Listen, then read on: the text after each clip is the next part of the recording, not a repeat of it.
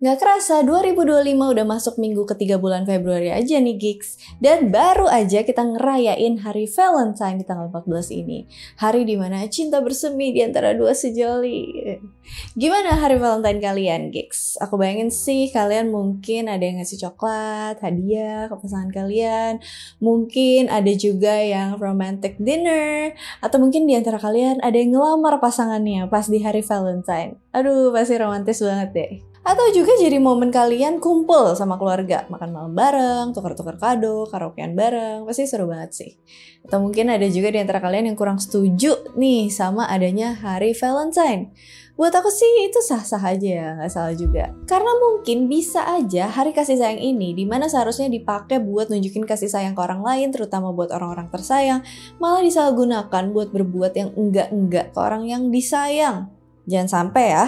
Atau mungkin dari kalian ada yang masih nyari pasangan. Tetap semangat berusaha gigs. Aku doain semoga kalian bisa menemukan cinta sejati kalian. Tapi kalau misalnya kalian masih berusaha nyari pasangan, jangan sampai pakai hal-hal aneh macam pelet ya gigs. Mau percaya atau enggak, kita pasti sering nih denger ada orang yang pakai pelet buat bikin orang yang dia suka balik tertarik sama dirinya. Misal sebatas bercanda aja kayak, kamu kok bisa sih pacaran sama dia pakai pelet apaan? Udah umum lah kita denger di teman-teman setongkrongan. Pelet ini bisa kita artikan jadi sebuah praktik ilmu hitam yang dipercaya bisa bikin seseorang jatuh cinta. Praktiknya itu melibatkan suatu ritual, mantra, dan racikan ramuan tertentu yang dipercaya entah gimana bisa bikin orang lain akhirnya tertarik dan jatuh cinta ke si pengguna pelet. Nah, ternyata hal-hal semacam ini tuh udah ada dari zaman dulu gigs. Dimana dari zaman dulu udah banyak orang-orang yang nyari cara supaya lawan jenis yang mereka sukai bisa mereka dapetin. Mungkin juga karena cinta bertepuk sebelah tangan itu emang bisa dirasain semua orang dari masa ke masa.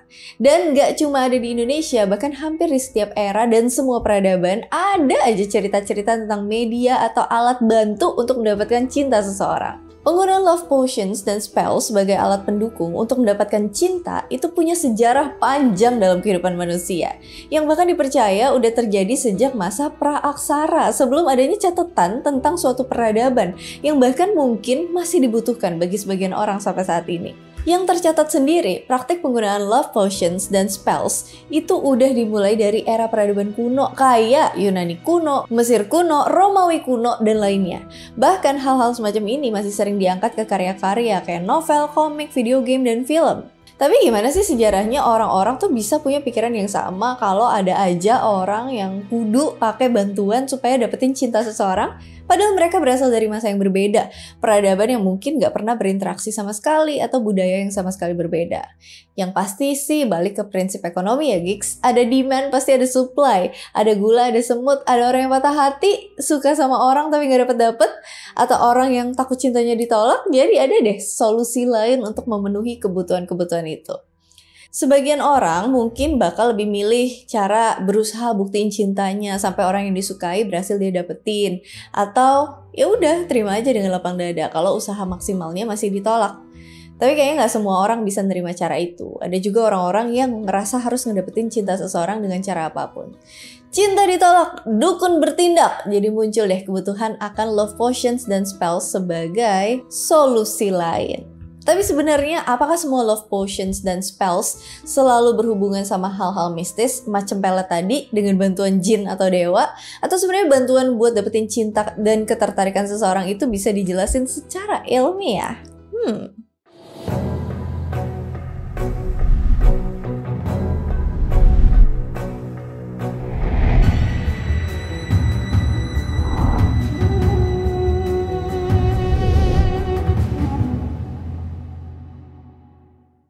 The Ancients. Kayak yang tadi udah aku singgung, praktik love potions and spells udah tercatat digunakan dari masa peradaban kuno.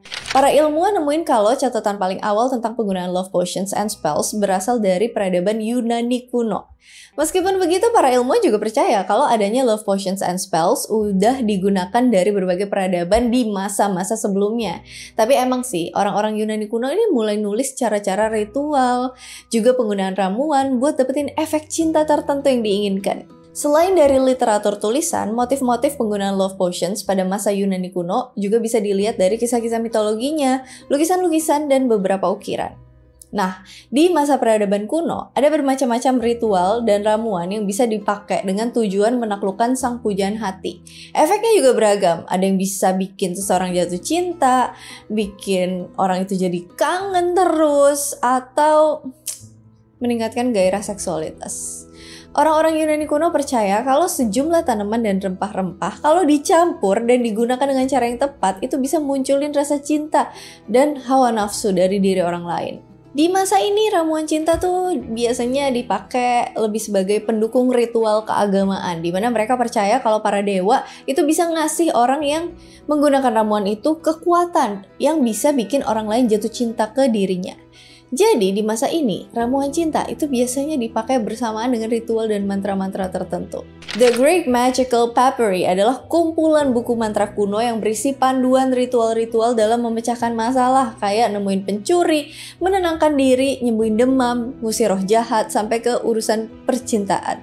Seri ini juga ditemuin di Mesir, yang dimana dipercaya kalau tips-tips ini juga dipakai oleh bangsa Mesir mulai dari abad kedua sebelum Masehi sampai abad kelima Masehi.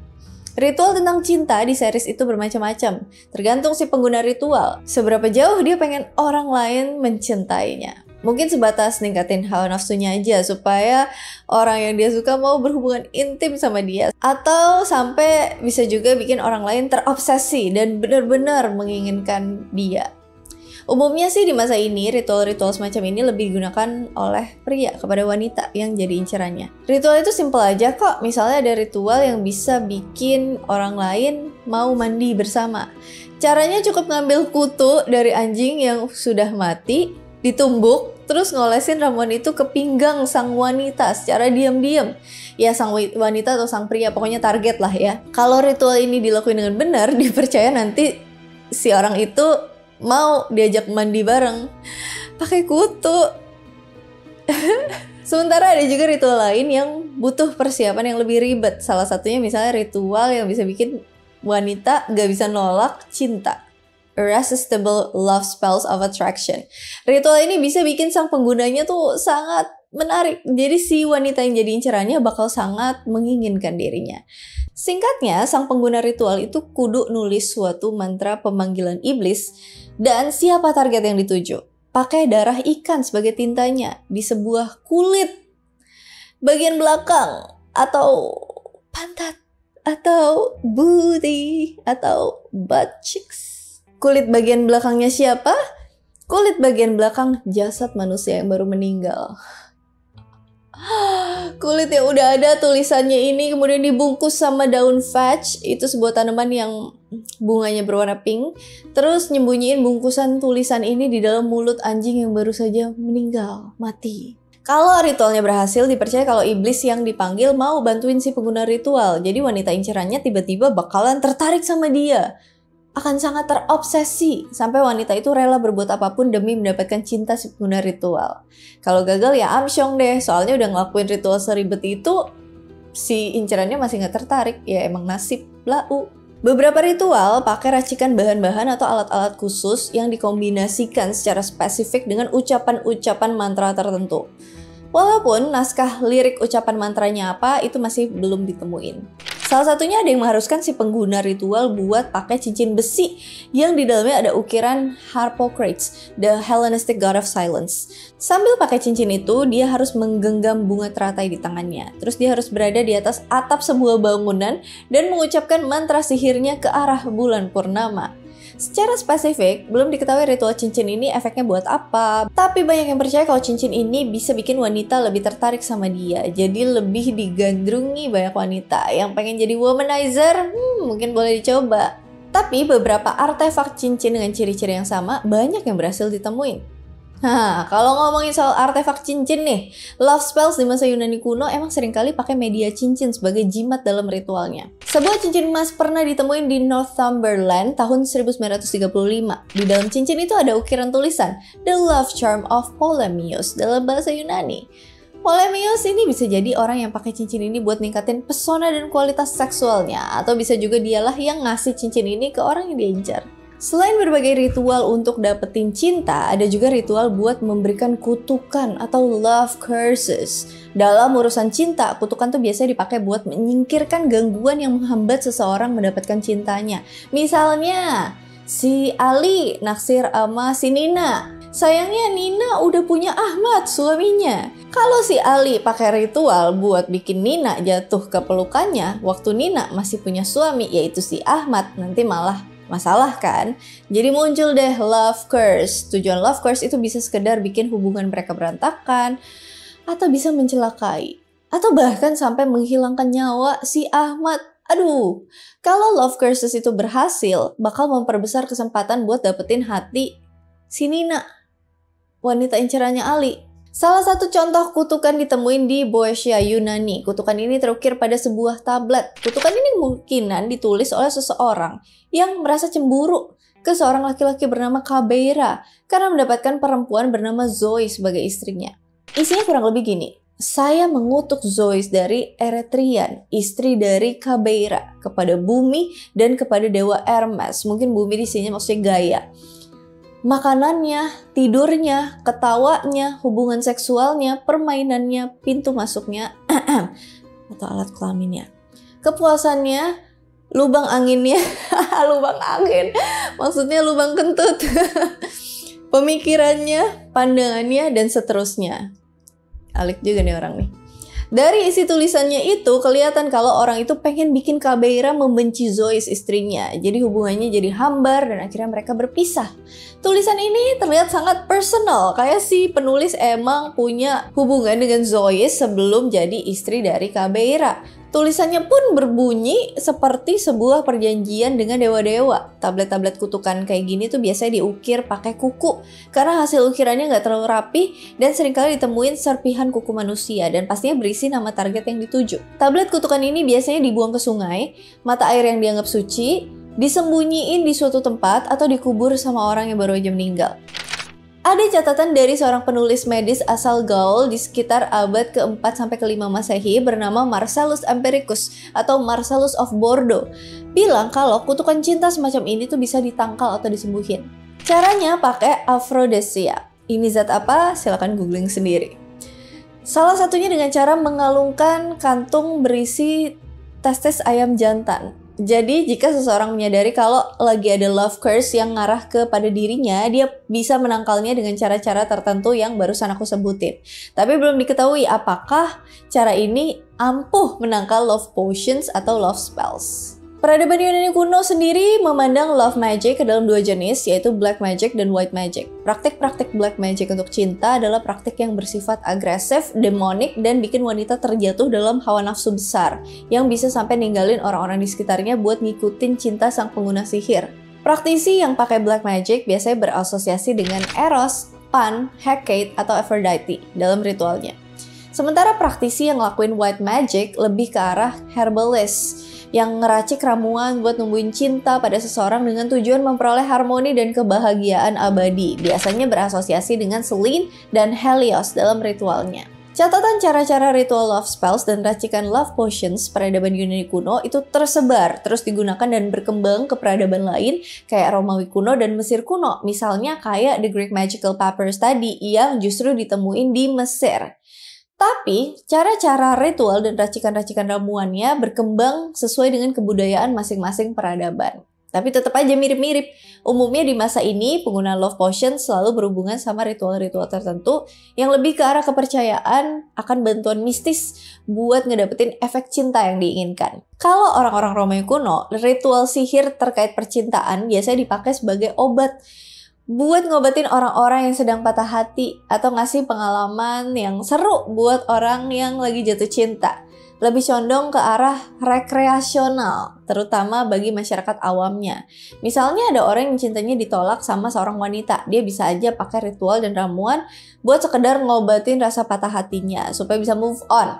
Cara-caranya kurang lebih sama orang Yunani. Ada juga yang pakai jimat kayak cincin. Di peradaban Mesir kuno, love potions biasanya diracik sama pendeta-pendeta kuil. Mereka mencampur berbagai tanaman herbal dan zat yang dipercaya punya kekuatan magis. Seringkali juga ramuan ini jadi persembahan ke dewa-dewa pas ritual tertentu buat dapetin berkah kesuburan dan percintaan. Mereka juga mengadaptasi tulisan-tulisan dari peradaban Yunani kuno dan biasanya nulisin cara-cara ritual tergantung kebutuhan orang yang menggunakan dan cinta seperti apa yang ingin dia dapatkan. Ritual cinta orang-orang Mesir kuno juga banyak yang lebih ke arah mantra demonik atau perjanjian dengan iblis, di mana sihir hitam digunakan dalam ramuan yang harus dikasihin ke targetnya. Salah satu contoh ritual demonik yang tertulis pakai tulisan Mesir kuno itu berisi, ambil potongan ujung kukumu, biji buah apel sekaligus darah dari ujung jarimu. Tumbuk biji apel dan potongan kuku, lalu tambahkan darah dan diaduk. Lalu tuangkan ramuan ini ke dalam gelas wine seseorang yang pengen kamu buat jatuh cinta kepadamu. Ew, gross! Pas nuangin ramuan itu ke dalam gelas wine, sang pengguna harus baca suatu mantra sebanyak 7 kali. Terus bikin targetnya itu minum wine tadi. Beberapa resep ramuan yang ekstrim, bahannya tuh cukup menjijikan, kayak harus nambahin cairan sperm, keringat di area tertentu, atau rambut seseorang yang udah meninggal. Tapi sebenarnya beberapa love potions dalam budaya Mesir kuno itu nggak melulu se-ekstrim dan demonik kayak gitu. Ada juga ramuan yang dipakai buat bikin penggunanya tuh lebih menarik, kayak jamu stamina buat pria, atau ramuan wangi yang dibalurin ke tubuh. Ya kayak parfum lah ya. Meskipun niatnya tetap sama, bukan sekedar untuk parfum supaya bikin dirinya wangi, tapi buat bikin incerannya lebih tertarik. Selain bangsa Eropa kuno, tercatat juga penggunaan love potions and spells dalam peradaban India kuno dan Arab kuno. Dalam literatur Hindu kuno, dituliskan secara detail setiap aspek-aspek manifestasi erotis. Tulisan ini dijadikan sebagai guide atau manual untuk hal-hal cinta, kayak karakteristik dan tendensi laki-laki dan perempuan, stimulus perangsang, dan racikan love potions. Manual-manual ini dipercaya sebagai Kama Sutra of Vatsyayana Manalaga, yang mungkin berasal dari abad ke-4 peradaban Indus. Selain berisi tentang informasi teknik-teknik seksual, cara menaklukkan wanita, derajat kesenangan seksual bagi pria dan wanita, kriteria kecantikan, itu juga berisi tentang komponen, elemen, dan penyiapan love potions yang bisa merangsang gairah seksual.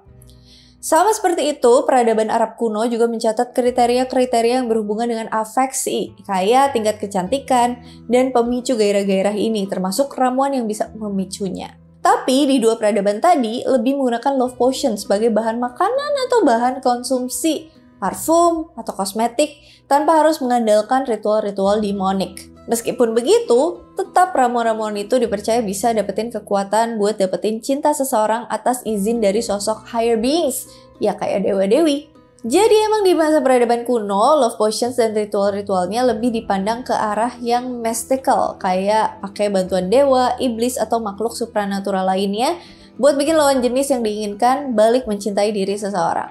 Middle Ages berlangsung sampai ke era medieval, masih banyak orang-orang yang membutuhkan adanya love potions and spells. Kalau di masa kuno, kebanyakan orang-orang nambahin ramuan sebagai sarana pendukung ritual-ritual cinta. Masuk ke abad pertengahan, love potions lebih populer digunakan sebagai alat yang digunakan buat dapetin efek cinta tertentu. Makanya di masa ini, orang-orang mungkin bisa beli atau belajar dan mempraktikkan sendiri cara meracik love potions. Biasanya sih bakal dikasih ke wanita incarannya atau pria incarannya secara diam-diam, kayak dicampurin ke minuman atau dituang ke bantal targetnya. Di tanah Eropa zaman medieval, kebutuhan akan love potions ini jadi semacam hal yang lumrah, baik di kalangan rakyat sipil maupun para bangsawan. Meskipun sebenarnya ilegal untuk didapatkan atau dibuat, pihak gereja sendiri di masa ini sangat menentang praktik-praktik love potions. Jadi kalau misalnya ada yang tertangkap tangan lagi ngeracik atau pakai love potions, biasanya berujung sama persekusi dan hukuman. Di masa ini, ramuan-ramuan semacam ini marak pakai bahan-bahan berbahaya, kayak poisonous nightshade sama mandrake root. Sebenarnya nightshade dan mandrake itu punya kandungan konsentrasi skopolamin yang tinggi, yang bisa bikin orang keracunan, narkosis, dan kehilangan ingatan. Fun fact, di masa ini, kandungan konsentrasi skopolamin dari tanaman atau yang sekarang dikenal sebagai the devil's breath disebut juga jadi bahan utama truth serum atau serum kejujuran yang dipercaya bisa mempengaruhi kehendak bebas seseorang. Jadi dia nggak bisa bohong. Bahan-bahan beracun semacam ini bisa ngasih efek negatif bagi kesehatan tubuh, baik yang minum maupun yang ngeracik. Buat mandrake sendiri bakal sangat beracun kalau proses pengolahannya salah, dari cara nyabutnya sampai ke proses peracikannya. Efeknya diketahui bisa bikin orang keracunan kayak sakit perut, mual, dan kejang-kejang. Halusinasi atau kalau sampai overdosis bisa mengarah ke kematian. Efek negatifnya juga bisa terjadi dalam jangka panjang setelah banyak ngeracik atau mengkonsumsi bahan-bahan semacam itu. Sebenarnya bahan-bahan beracun tadi kayak mandrake root itu juga udah digunakan dari masa peradaban kuno. Tapi di masa ini praktiknya lebih underground dan dianggap sebagai perbuatan iblis sama gereja. Pembuat dan penggunaan love potion seringkali diasosiasikan sama witchcraft atau alchemy, di mana witches atau alchemists dipercaya mampu mewariskan pengetahuan rahasia tentang misteri alam, termasuk kemampuan untuk meracik ramuan yang mampu memanipulasi emosi dan hawa nafsu. Seperti referensi yang ada di cerita Romeo and Juliet-nya Shakespeare dan Harry Potter-nya J.K. Rowling, mitos paling terkenal soal mandrake adalah jeritan pohon mandrake yang kecabut bisa membunuh siapapun yang mendengarnya. Mitos kayak gini sebenarnya udah diaminin secara luas di era ini. Mereka tahu kalau mandrake itu bisa sampai ngilangin nyawa seseorang. Makanya seringkali di masa ini, herbalist tradisional itu malah banyak yang dianggap sebagai witches atau penyihir yang terasosiasi sama Hecate, dewi Yunani, goddess of magic and witchcraft, yang biasanya digambarin sebagai anjing hitam, karena mereka berurusan sama tanaman mandrake. Penggambaran anjing hitam buat Dewi Hecate sendiri mungkin berhubungan sama cara nyabut mandrake root. Kita harus gali tanah di sekitarnya sampai akarnya terekspos keluar. Gambar 3 lingkaran di sekitar tanaman itu dengan pedang, terus ngiket tanaman itu dengan tali yang dikalungin ke seekor anjing yang kelaparan. Terus kita kudu ngelemparin makanan untuk anjing itu. Jadi anjing itu lari ngejar makanannya dan narik mandrake keluar dari tanah secara utuh tanpa terpatah atau keluar dari 3 lingkaran tadi. Salah satu cerita paling terkenal dari legenda medieval tentang love potions adalah kisah The Potion of Tristan and Isolde. Menurut legenda, ramuan itu bikin dua orang ini saling jatuh cinta yang sangat dalam. Jadi bucin parah, meskipun banyak halangan yang menghadang di hadapan mereka. Cerita ini sendiri sebenarnya lebih menggarisbawahi kekuatan cinta dalam melawan batasan sosial dan norma sosial. Tapi emang dalam legenda itu, ramuan cinta itulah yang jadi kunci kekuatan cinta mereka berdua. Dalam banyak versi, diceritain ramuan itu diracik sama ibunya Isolde, sang ratu, buat bikin paman dari Tristan, Raja Mark dari Cornwall, jatuh cinta sama Isolde. Tristan sendiri dikirim untuk membawa Isolde ke Raja Mark. Tapi di perjalanan, Tristan dan Isolde malah minum racikan tadi, dan justru mereka berdua yang saling jatuh cinta. Banyak versi juga yang menerjemahkan kenapa mereka bisa sampai minum ramuan itu, tapi yang paling masuk akal adalah karena mereka kehausan ketika dalam perjalanan, dan ramuan itulah yang pertama mereka lihat buat diminum. Di versi lain diceritain kalau ibunya Isolde udah nyuruh Isolde buat masukin ramuan itu ke wine Raja Mark nantinya secara diam-diam. Gak ada yang boleh tahu dan ngeliat ramuan itu. Tapi di perjalanan, Isolde jadi dekat sama Tristan dan nunjukin ramuan itu. Karena penasaran, mereka malah nyicipin ramuan itu dan saling jatuh cinta. Karena udah saling jatuh cinta, kisah perjalanan mereka jadi berantakan. Isolde yang seharusnya nikah dengan Raja Mark justru kabur sama Tristan. Mereka diburu dan terus diburu sama dua kerajaan asal mereka masing-masing. Sampai akhirnya berujung pada kematian tragis mereka berdua. Legenda ini banyak jadi inspirasi, jadi banyak penulis yang nulis ulang cerita legenda ini. Dan justru mempopulerkan cerita tentang love potion sebagai cerita yang kita kenal sekarang. Di Harry Potter and the Half-Blood Prince, Ron diceritain makan coklat yang dikasih love potion sama Romilda Vane, cewek yang suka sama Harry. Ron jadi berbunga-bunga banget dan bahkan hampir meninggal karena ternyata Profesor Slughorn berkata kalau ini ramuan yang sangat berbahaya. Nah, balik ke era medieval, pemahaman soal penggunaan love potions yang diasosiasikan sama witchcraft lah yang jadi referensi tentang efek love potions yang kita kenal sampai saat ini. Renaissance and Enlightenment. Masuk ke era Renaissance, ketertarikan tentang okultisme dan natural science mulai berubah. Di era ini, para alkemis dan orang-orang terpelajar mulai memahami efek-efek berbahaya dari bahan-bahan alam, termasuk dalam pembuatan love potions. Orang-orang mulai mempelajari penggunaan bahan-bahan herbal, mempelajari kandungan-kandungan kimia sederhana dalam pembuatan obat, dan praktik magis termasuk praktik love potions. Seorang alkemis dan fisikawan asal Swiss bernama Paracelsus bahkan mulai menulis secara rinci kandungan-kandungan serta efek yang ada dalam berbagai jenis tanaman. Jadi, di masa ini, orang-orang mulai meninggalkan pemahaman love potions yang punya kekuatan magis. Salah satu cerita dalam karya Shakespeare yang berjudul A Midsummer Night's Dream berisi tentang love potions yang diracik dari kelopak bunga yang tertembak oleh anak panah Cupid, menyebabkan karakter-karakter di dalam ceritanya terlibat cinta segitiga yang lucu. Nah, referensi dari cerita ini justru memainkan peran signifikan dalam bikin orang-orang jadi skeptis sama hal-hal magis pada love potions di masa ini. Meskipun skeptis sama kekuatan magisnya love potions, kebutuhan akan love potions gak hilang gitu aja. Orang-orang lebih memandang love potions sebagai ramuan obat yang bisa mempengaruhi afeksi seseorang secara lebih medis. Tapi di masa ini juga bahan berbahaya kayak lalat Spanyol itu masih digunakan. Penggunaan lalat Spanyol sebagai bahan love potions memiliki efek racun yang bisa menimbulkan iritasi dan gagal ginjal. Selain ramuan dengan bahan-bahan herbal sampai ke lalat Spanyol, di masa ini juga orang-orang lebih suka ngasih hadiah sebagai love potions untuk dapetin cinta atau desire dari wanita, kayak ngasih coklat atau parfum. Coklat sendiri mengandung phenylethylamine yang bisa memicu pelepasan hormon endorfin dan menghasilkan efek rasa senang. Mungkin dari masa ini juga ada tradisi kalau kita bisa nyatain rasa sayang kita pada orang lain dengan ngasihin coklat. Modern Magic. Sepanjang sejarah, konsep akan love potions udah berevolusi dari tradisi kuno sampai sains modern dan pop culture. Sementara kepercayaan konservatif akan hal magis yang ada dalam love potions mungkin udah pudar atau bahkan menghilang, pemahaman secara metafora dan simbol tentang love potions masih eksis di era modern. Kita nggak lagi nyebut love potions atau ramuan cinta, tapi modern love potions lebih kita gunakan sebagai bentuk parfum, aphrodisiacs atau suplemen dan obat perangsang yang dibuat untuk menarik lawan jenis. Misalnya ada cowok yang mau ketemu sama cewek yang dia suka, dia mungkin aja pakai parfum yang punya kandungan buat micu hormon endorfin dalam diri perempuan. Jadi semacam love potions yang bisa menarik rasa nyaman dari sang wanita. Di sisi ekstrimnya, mungkin aja ada orang-orang di luar sana yang nuangin obat perangsang pada minuman wanita yang disukai, atau ngasih coklat dengan kandungan tertentu yang bisa bikin seseorang tertarik ke dia. Pemberian coklat di hari Valentine misalnya juga jadi simbol atau metafora yang masih kita lakuin dalam memberikan love magic ke orang yang kita sayangi.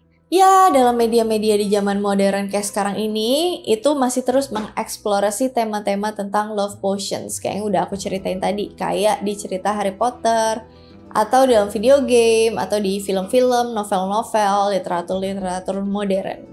Mungkin karena ini juga masih ada orang-orang yang memiliki harapan kalau suatu ramuan itu bisa secara magis mempengaruhi afeksi seseorang. Di sisi lain, orang-orang tuh udah pada ninggalin ritual love spells yang tadi aku bilang. Dan mereka bergantung pada sains buat memicu munculnya rasa cinta pada diri orang lain. Salah satu produk yang mungkin bisa ngasih efek love magic modern misalnya kayak Vitalych's Love Potions Organic Sensuous Massage Oil. Produk ini minyak pijet yang berisi kandungan herbal yang bisa meningkatkan gairah seksual. Love potions modern juga ada yang pakai bahan berbahaya bagi kesehatan. Di tahun 80-an misalnya, love potions banyak dipakai lebih sebagai obat-obatan terlarang atau narkotika. Misalnya ecstasy, molly, MDMA, dan lain-lain yang sebenarnya memiliki efek halusinogen. Selain suplemen, parfum, atau minyak, di masa modern ini produk-produk kayak aromaterapi juga bisa ningkatin mood romantisme. Jadi memang kita nggak perlu lagi bergantung sama hal-hal magis buat dapetin rasa cinta seseorang. Jadi buat kalian yang mungkin kepikiran buat ngandelin ilmu pelet, mendingan kalian browsing-browsing deh. Parfum apa yang bisa menarik perhatian orang yang kalian sukain, gigs? Love potions in science. Meskipun di era modern kita udah nggak lagi ngandelin ramuan cinta yang bisa secara magic ngasih efek afeksi pada diri orang lain, penelitian soal bahan-bahan yang digunakan orang zaman dulu itu menarik juga loh buat dicari tahu. Pada tahun 2001 ada peneliti-peneliti bernama Skaltis, Hoffman, dan Ratz ngelakuin penelitian ke tanaman mandrake. Barulah ditemuin kalau Mandragora officinarum memiliki kandungan konsentrasi terpene alkaloid dan skopolamin yang tinggi. Kandungan-kandungan ini bisa bikin orang-orang yang mengonsumsinya kehilangan sense akan reality, mempengaruhi memori, dan bisa mempengaruhi kualitas tidur seseorang. Ada cerita tentang seorang pria yang memanipulasi wanita yang dia suka buat minum obat dari dokter yang ternyata mengandung mandrake root. Disebutin kalau wanita itu nggak nginget apapun pada malam hari sebelumnya pas dia kebangun dari tidurnya. Mandrake root sendiri emang punya efek halusinogen yang mungkin aja di masa-masa dulu orang-orang yang ngeracik love potion sering keliru. Mereka bukannya pakai mandrake yang hanya memiliki efek halusinogen, malah pakai deadly nightshade atau Atropa belladonna yang emang mirip dan masih merupakan satu family tumbuhan yang sama, yaitu Solanaceae. Nah, kalau deadly nightshade emang punya konsekuensi yang lebih mematikan, kayak gagal jantung. Jadi, jangan main-main, jangan macem-macem sama tanaman-tanaman yang nggak kamu tahu apa kandungannya. Nah, kalau di zaman dulu orang pakai ritual atau love potion sebagai alat pendukung buat dapetin cinta, itu emang mungkin sebetulnya nggak sepenuhnya mitos. Perasaan cinta emang jadi misteri yang sulit untuk dijelaskan. Tapi kondisi gimana seseorang bisa tertarik sama orang lain, itu bisa dijelaskan secara ilmiah dengan reaksi-reaksi hormonal yang terjadi di otak. Berbagai kandungan herbal atau wewangian yang digunakan oleh orang zaman dulu emang ada yang punya kandungan yang bisa mempengaruhi mood dan memicu hormon rangsangan seksual, sehingga orang itu bisa tertarik pada orang yang memberikan ramuan. Selain itu, kandungan-kandungan yang bisa mengaburkan sense of reality atau kehilangan kesadaran kayak alkohol itu mungkin juga bisa berpengaruh ke rasa tertarik sama orang lain. Beberapa tanaman asal Inggris yang diteliti emang punya efek hormonal pendorong rasa nyaman kayak Origanum vulgare, Viola tricola, Eryngium maritimum, Crejus monogyna, Carum carvi, dan Laurus nobilis. Tanaman-tanaman ini emang udah dipakai sebagai bahan love potions di masa dulu. Secara psikologi, keyakinan akan efek magis dari love potions dan ritual yang dijalanin sama orang di masa dulu itu bisa nimbulin efek placebo yang bikin orang yang mempraktikkan hal-hal itu lebih pede buat deketin orang incerannya. Dia bakal lebih berani deketin dan lebih berusaha buat dapetin perhatiannya. Ditambah lagi kandungan-kandungan tadi yang emang bisa mempengaruhi hormon seksual orang yang diincar. Di masa modern mungkin masih ada ramuan yang dipercaya bisa memberikan efek tertentu dan emang punya kandungan yang memberikan efek afrodisiak. Kayak di Afrika misalnya, mereka menyeduh akar pohon yohimbe sebagai teh perangsang. Atau minuman Mama Juana di Republik Dominika yang merupakan campuran rum, madu, dan anggur merah. Atau jamu yang kita kenal di Indonesia ada yang dipercaya sebagai jamu awet muda yang sebenarnya bisa meningkatkan vitalitas pria. Jadi wanita jadi tertarik sama pria itu. Buat meningkatkan romantisme, terutama di hari Valentine, kita biasanya ngasih coklat ke orang yang kita sayang. Faktanya, coklat emang mengandung serotonin dan phenyletilamin yang tinggi. Jadi bisa menjadi peningkat mood dalam otak manusia, ningkatin energi, dan ngasilin efek euforia pada otak. Makanya gak heran kalau kita lagi ngerasa sedih atau tertekan, konsumsi coklat bisa nenangin perasaan hati kita. Termasuk juga kalau kita pengen ningkatin suasana romantis, konsumsi coklat bisa membantu secara signifikan. Perasaan jatuh cinta dalam diri manusia emang gak bisa dihindari ya gigs. Dari zaman dulu sampai sekarang, ada aja orang-orang yang butuh bantuan buat dapetin cintanya. Tapi please deh, aku harap sih di era modern ini udah gak ada lagi orang yang ngandelin hal-hal mistis buat ngedapetin cinta seseorang ya gigs. Apalagi sampai ke ritual-ritual yang bersifat satanis, demonik, dan ilmu hitam. Ngeri deh. Sekarang kita bisa nyari tahu kandungan-kandungan tertentu dalam bahan suatu produk yang mungkin bisa jadi bantuan untuk dapetin cinta seseorang. Dan pastinya lebih berusaha juga kalau kalian lagi ngedeketin seseorang. Terutama buat pria nih, karena wanita itu seneng banget sama diusahain, gak cuma ditunggu. Atau kalian punya pemahaman dan pandangan lain tentang love potions and spells, atau emang kekuatan magis yang bisa mempengaruhi cinta seseorang itu benar-benar bisa dipraktikin, boleh deh ceritain pengalaman kalian di kolom komentar. Seru kali ya bacain ya. Oke deh, sekian dulu sejarah tentang love potions and spells hari ini. Happy Valentine geeks. See you on my next video. Hope you like it. Bye. Sampai lupa kalimat closingnya. Singkatnya, sang pengguna ritual harus nulis suatu mantra pengambilan lagi. Tablet kutukan ini biasanya dibuang base. Selain berisi tentang informasi teknik-teknik seksual lagi. Selain berisi tentang informasi teknik-teknik seksual, susah banget sih ngomongnya. Selain coklat sendiri mengandung phenylethyl. Pemberian coklat di hari Valentine, misalnya Harry lagi.